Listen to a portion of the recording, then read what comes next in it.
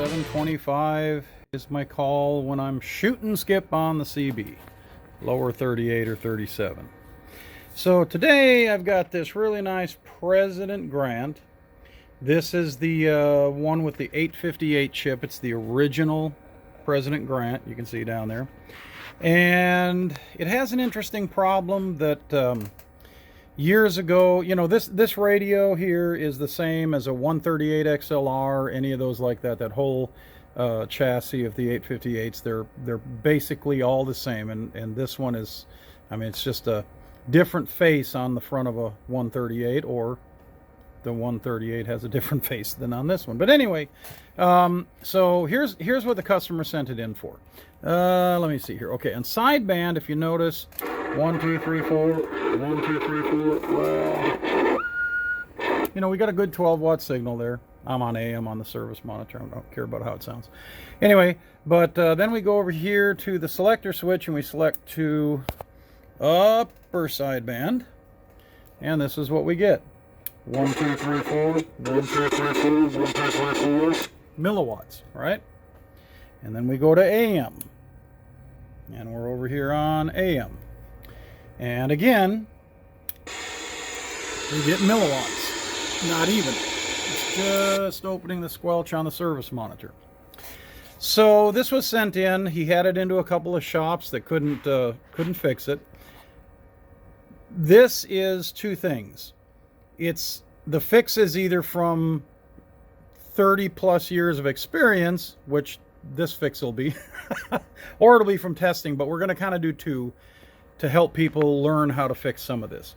So if we've got good wattage up here on lower sideband here, but we've got not very good wattage or nothing on AM and upper side, we come down here to these little oscillators, the offsets here, and they're you know, 7 8, and I think 7 8 and 7 7, I think. Anyway,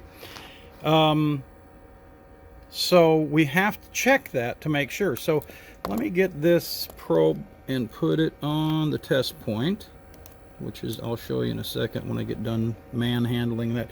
So that test point is right down in there. So this test is going to be showing, but I don't have the schematic out here, and I don't have that because I've worked on so many of these, I can't even count. So this is the cool thing, the little tiny SA, all right? If you don't have the big spectrum analyzer, like I said, you know, that or a you know, a scope that will watch time and all that stuff, you can use this real inexpensive tiny SA. And it gives you some kind of neat information at a glance, and that's why I like it. So if you look at it, we're on 7 8, what does that say? 7882 at a neg 23. Okay, neg 23 dBm. Now that's on lower side, and that works. Let's see what happens now when we switch over to upper side, and we see the frequency change to 10802. Okay, that's the offset, but look how much it's dropped. We're at 70, what did it say there? Well, 69.2, and look at the scale there. So let me jump back and forth. There's the band that works. Look at that, neg 22. And here's the band that doesn't work. That's upper, and there's AM.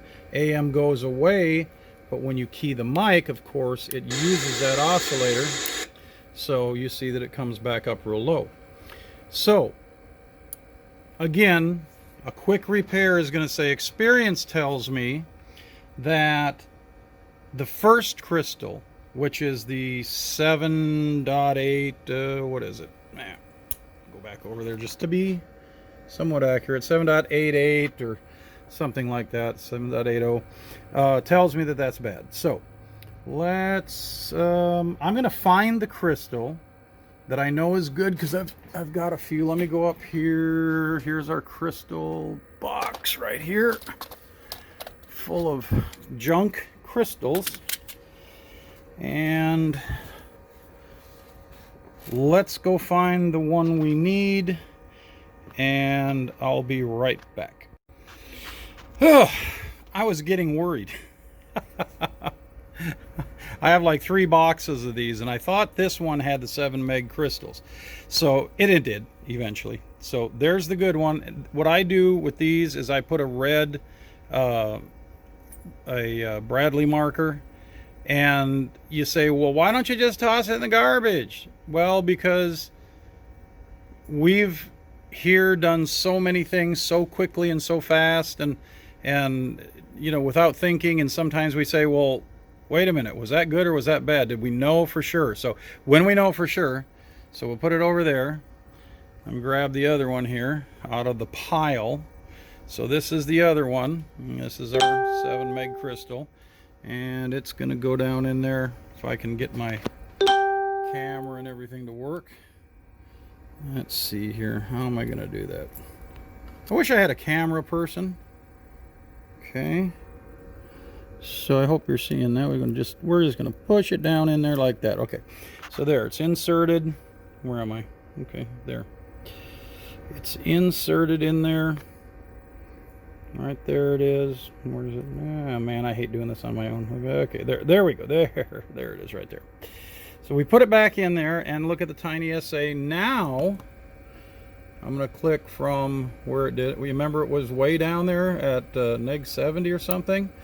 Okay, there's upper, and of course AM goes away until I turn the volume down there, until you key, and of course it comes up, and it uses that for the transmit oscillator. So all right, so now the only thing left, let's see, we're key on AM. Oh, yep, we got our 4 watts on AM. Let's go to upper side. 1 2 3 4 5. Yep, 12 watts there. So the radio's back to working again, and the reason I wanted to show you this little tiny SA is it's really, really handy for stuff like this. It tells you the frequency that the crystal's on, right? It gives you the level that the crystal's doing, and you can sweep a wide range. Let's say you wanted to sweep this filter here to see how it was doing, or you wanted to adjust, you know, these transformers in here. You can tie off to this test point, and you can adjust by that. So, you know, these things are like what, 80 bucks or something like that. They also have a signal generate mode. So on the high side and on the low side, you can generate a signal if you needed to inject a signal into here. So that works pretty good. Also, if you want to look at spurious emissions coming out of your antenna port back here, then I'll do another video on how to make an attenuator so that you can hook this little guy up, and you can put it right on the channel you want to watch, and you'll see the channel, the energy, and you'll see all of the harmonics and things like that. And again, you don't have to buy, you know, 20 grand worth of equipment. You know, I'm a commercial radio shop here, so we have, you know, that's our digital for all the digital APCO radios that come in. Service monitor. This is an older one. When I bought this, it was $22,000. You can buy them on eBay now for a lot less than that. And that old scope I'll never get rid of, because it's been my friend for years and years and years, and it works really well, and it's it just works well, man. A millivolt meter to test things out. And again, we have a big vector network analyzer that lets us tune cavities and you know, filters and all that kind of stuff, you know, for commercial work. But the CB radios that come in here are done to a commercial standard. We have, let me turn around here. We have up there on the top, right there, that box and that box. The box on the bottom, that kind of beige looking one, that is a rubidium oscillator, and it's disciplined by the GPS antenna outside. Accuracy is beyond anything you ever would need for CB radio. And that box up on top is a distribution panel, and that sends that 10 megahertz out to all of our test equipment, so that when this service monitor here says something is on frequency at say 27.205.00000, you can be assured that that is calibration quality, accuracy of a signal. Anyway, that was a quick fix. Now, for the beginner, that's not going to be a quick fix because you're going to track down everything and find where it is. But with that little tiny VNA, you can do so much cool stuff with it, and you don't have to invest a lot of money, and that thing will help you fix radios much faster and find problems like this much faster. So now it's time to take this guy and say, drum roll, please. Oh, wait, I'm not on the drums. Okay. We're going to toss him away. Yeah, drums, because we have a rule here. When the music starts, somebody comes and starts picking and grinning, well, then we stop working and we go over and we jam a little bit. It just makes life happy. And of course, while we do that, we swing around here and we go to that big fridge and that little break table and probably have a beverage, I guess you'd call it. All right, well, happy holidays, everybody. I'm going to box this one, get this all tuned up, boxed up, and off to the customer. And I'll make another video hopefully as soon as I can. If I don't see you before Christmas, have a very Merry Christmas and a Happy New Year. Thanks all.